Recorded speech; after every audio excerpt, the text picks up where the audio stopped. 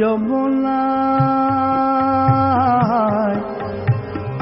যমুনা জল যাচ্ছ, ওগো যমুনায় জল যাচ্ছ, সঙ্গে নেই তোকে। তুমি কাদের কুলের বউ গো, তুমি কাদের কুলের বউ, কাদের কুলের বউ গো, তুমি কাদের কুলের বউ, কাদের কুলের বউ গো, তুমি কাদের কুলের বউ।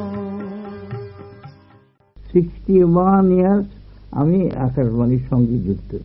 প্রথম কি করে লাইন লাইটে এলাম সেইটা বলছি যে বিখ্যাত বেহালা বাদক পরিতোষীলের বাড়ি গান বাজনা হচ্ছে, আরো অনেক গণ্যমান্য লোক বসে আছে, আমি সকলকে চিনিও না।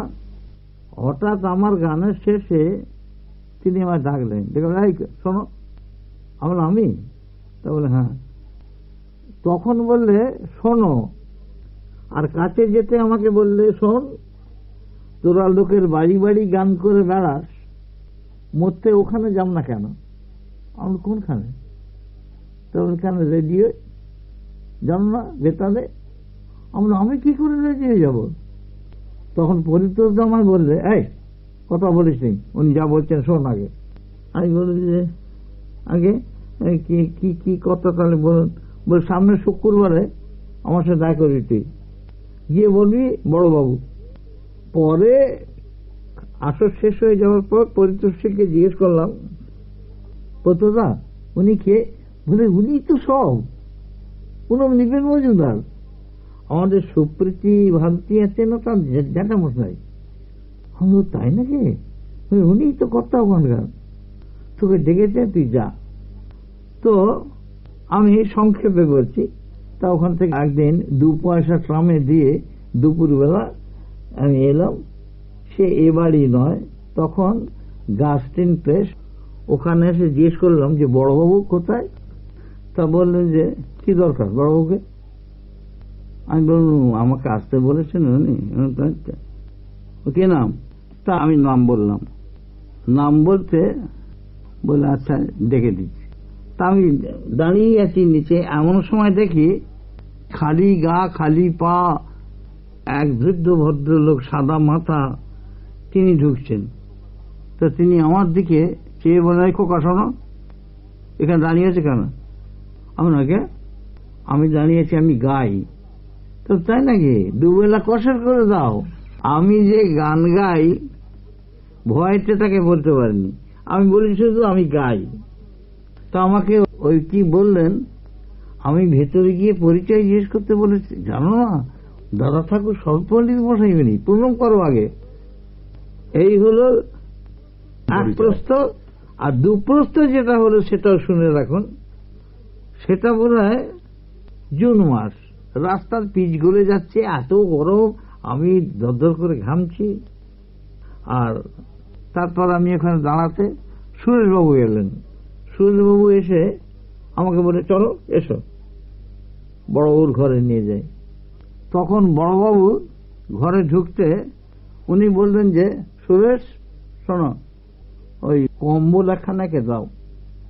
তো আমি বললাম যে এই গ্রীষ্মকাল আমাকে কম্বল দিচ্ছে একখানা, শুনেছি চোরেদের মারে ওই কম্বল ঢাকা দিয়ে। এখানকার কি নিয়ম তা তো জানি না, আর এখানে আসা বোধহয় হবে না। যাই হোক, আমাকে উপরের ঘরে, যে ঘরে থিয়েটার হয় বড় ঘরে, সেই ঘরে নিয়ে গিয়ে বসালেন। বসিয়ে মোটা কম্বল আমার পিঠ থেকে আরম্ভ করে হারমোনিয়াম অব্দি সমস্ত ঢাকা দিয়ে সেই বন্ধ করে দিলে, খালি মাথাটি আমার বাইরে রইল। পরবর্তীকালে বুঝলাম পাশে হারমোনিয়ামের আওয়াজ না যায়, গলা শোনার অসুবিধে হয়, সেই জন্যে কম্বল দিয়ে ঢেকে দেওয়া হলো আমাকে। আমি 2 লাইন ঠুমরি গান তখন জমিরুদ্দিন খান সাহেবের কাছে শিখছি, আমি গাইলাম সে কোন রকমে। কোন গালি গজ মোর শাম बता दे सके कौन गली गज मोर शाम। और हाँ कान बोलती बोले चुप, আমি বলবো আর বলবো না, বলবো না চুপ। আমি ওখানে কম্বল টম্বল রেখে এসে আমি বড়বাবুর ঘরে একবার যাবো, তা শরীরের উপরে যাও। তা আমি গিয়ে বললাম যে আমি এটা কথা বলে, এখানে এলি কেন? আমি এলুম কথাটা বলতে, আমি তো গাইতে পারলাম না, তা কবে আসবো আরেকবার গাইতে? উনি বললেন যে আমার নাম কি জানিস? আমার নাম বল। আমি নৃপেন মজুমদার শুনেছি। বলতে আমাকে কি তুই মনে করিস? করেছিস যখন তখন আমি বুঝে নিয়েছি, আর এখানে আসার প্রয়োজন নেই, তুই সামনের সপ্তাহে প্রোগ্রাম পাবি। সেই তখন থেকে নৃপেন বাবুর আশীর্বাদ ধন্য এখনো গিয়ে যাচ্ছে।